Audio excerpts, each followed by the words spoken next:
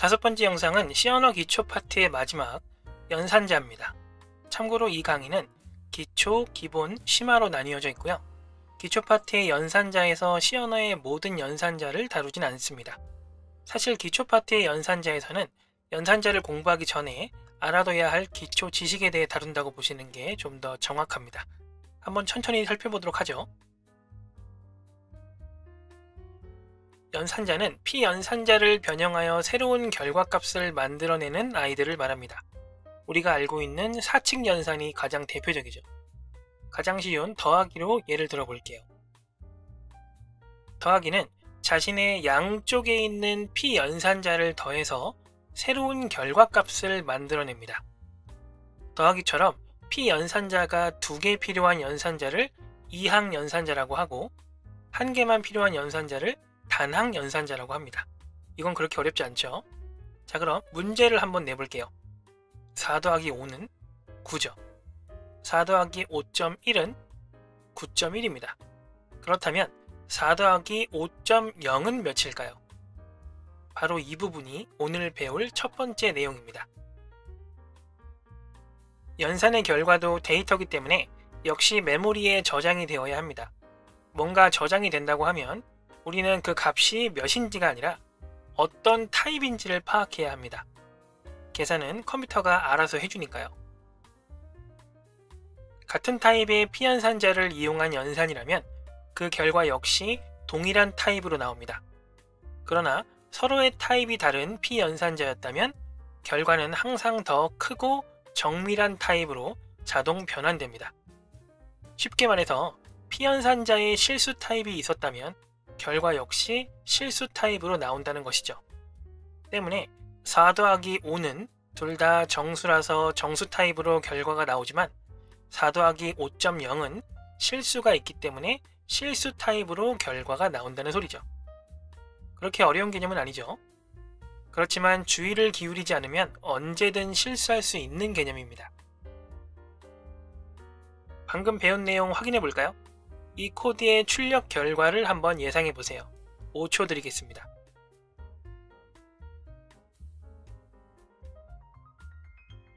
언뜻 보면 출력 결과가 9.0 같지만 그렇지 않습니다.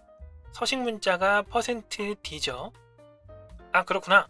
이런 함정이. 출력 결과는 그럼 9.0이 아니라 9겠네요. 땡, 아닙니다.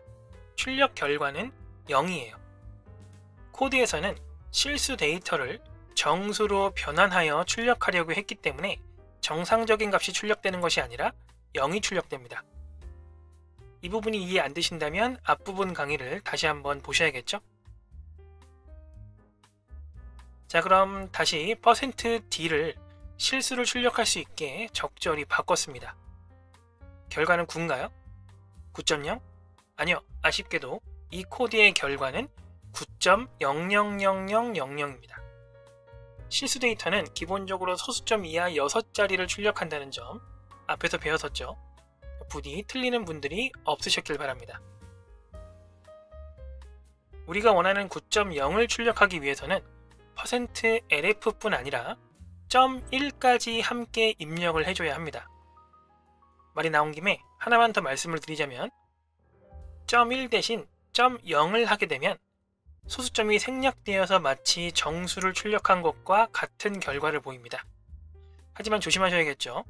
실수를 정수처럼 출력하는 게 %d가 아니라 %.0lf라는 점을 잊지 말아야겠습니다. 다음으로는 연산자 우선순위에 대해서 배워볼까요?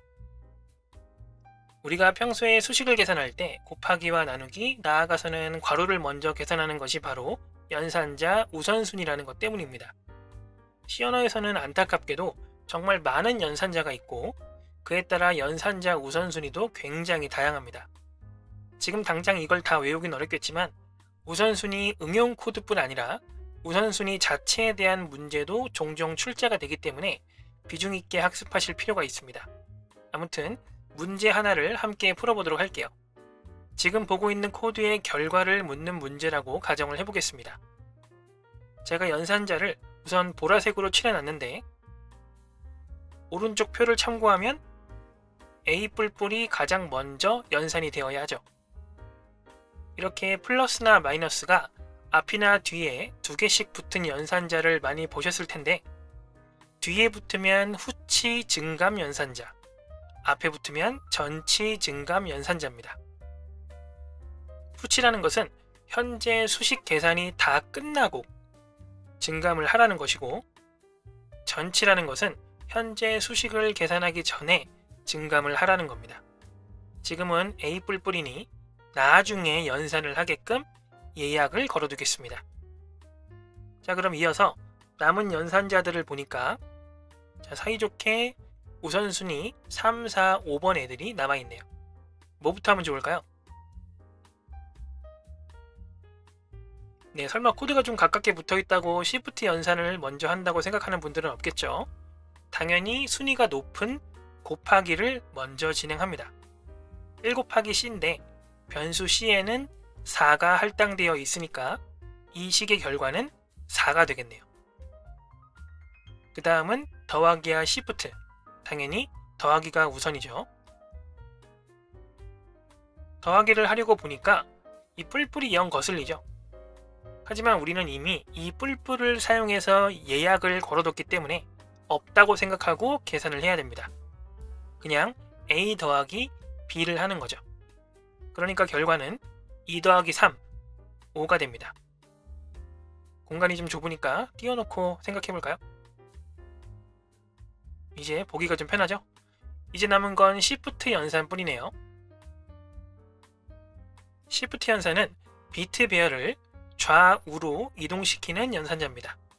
비트가 이진수이기 때문에 쉽게 말해서 왼쪽으로는 2배씩 늘어나고 오른쪽으로는 절반씩 줄어든다고 생각하면 편하겠죠. 식을 간단히 해보면 결국 5에 대한 왼쪽 Shift 연산을 4번 하라는 건데요. 5에다 총 4번 2를 곱하면 10, 20, 40, 80으로 결국 이 식의 결과이면서 동시에 출력되는 값은 80이 되는 거죠. 출력은 끝났지만 잊지 말고 아까 예약해둔 A 뿔뿔로 A를 3으로 증가시키면 코드는 마무리되게 됩니다. 단계별로 차근차근 따라가면 어렵지 않습니다. 절대 눈으로만 공부하지 말고 실습하고 적어가면서 하세요. 적어가면서 해야 실수를 줄일 수 있습니다. 지금 보시는 코드도 정답이 80이 나오고 2가 나오는 경우가 부지기수입니다. 답은 3이죠. 항상 꼼꼼하게 디테일하게 코드를 분석하시기 바랍니다. 자, 여기까지 C 언어의 아주 기초 중에 기초 강의가 끝났습니다. 보통 책에서 말하는 if나 for는 사실 기초보다는 기본에 가까워요. 다음 강의는 기초가 아닌 기본에 대해 공부해 보도록 하겠습니다. 어려운 부분이 있었다면 이기적 스터디 카페의 질문 게시판을 이용해 주시고, 코드를 보고 정확한 출력 결과를 예상할 수 있는 수준이 되셨다면 다음 강의로 넘어가시면 되겠습니다. 그럼 전 이만 다음 강의에서 뵙도록 하겠습니다. 감사합니다.